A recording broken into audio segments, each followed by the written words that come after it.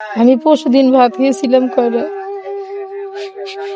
আর এখন পর্যন্ত কিছু খাইতে পারি নাই, রান্নাও করি নাই, চাই নাই কোথা থেকে রান্না করব। আজ প্রায় 15-20 দিনের মতো এভাবে এক বেলা খাই, 2 বেলা খাই না, এভাবে চলতেছি আমরা। আমার এই শেষ সম্বলটুকু আমার এই সেলাই মেশিনটা।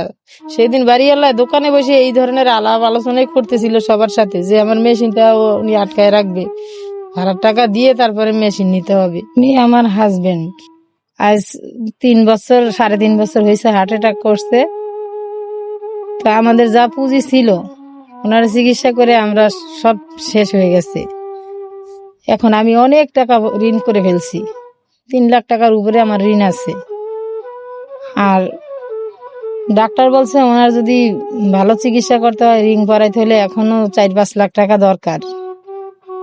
তো আমি তো গরিব অসহায়, আমার তো আর সেই সামর্থ্য নাই।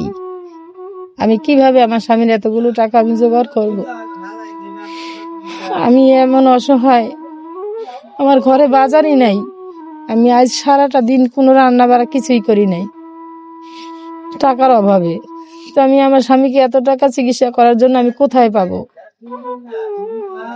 বাড়িওয়ালারা এই যেই ঘরে থাকি, বাড়িওয়ালারা 30,000 টাকা ঘর ভাড়া পাবে। এখন এই 1 তারিখে আমাদের চলে যেতে হবে, সেই ভাড়া টাকাটা দিতে পারতেছি না। তাই দর্শকের কাছে আমার আবেদন, যদি সবাই আমাকে একটু সাহায্য সহযোগিতা করতো, তাহলে আমার এই অসুস্থ স্বামীকে একটু সুস্থ করতাম, তার মুখে একটু খাবার তুলে দিতাম, আমরা নিজেরাও খাইতে পারতাম। উনি মোবাইলে কাজ করতো, একটু বসে বসে কাজ করতে পারতো, কিন্তু এখন আমাদের কোনো পুঁজি নাই যে উনি বসে বসে যে মোবাইল সার্ভিসিং এর কাজটা করবে, সেই টাকাটাও নাই। হয়তো থাকলে কিছু মাল টাল কিনে তারপরে বসে বসে উনি টুকটাক করে কাজ করতে পারতেন। আর আমার যে 3টা অপারেশন করা, আমি ওই যে সেলাই মেশিনে কাজ করি, সব সময় বেশিক্ষণ বসে থেকে কাজ করতে পারি না, আমার কোমরে অনেক ব্যথা। ডাক্তার বলছিল যে আমার জরায়ুতে নাকি টিউমার আছে, আবার একটা অপারেশন করতে বলছিল। তো আমি হোমিওপ্যাথি ওষুধই খাই।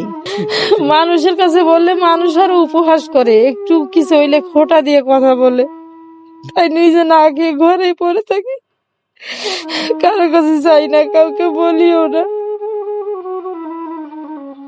আপনার হাজবেন্ডের একটা মেডিসিনের দাম কত? আমার হাজবেন্ডের একটা মেডিসিনের দাম, এক পাতা মেডিসিন 500 টাকা, কোনোটা 250 টাকা, এক একটার এক এক দাম। কিভাবে চলেছে মেডিসিনের খরচ? এই যে একবার আনলে আরেকবার আনতে পারি না।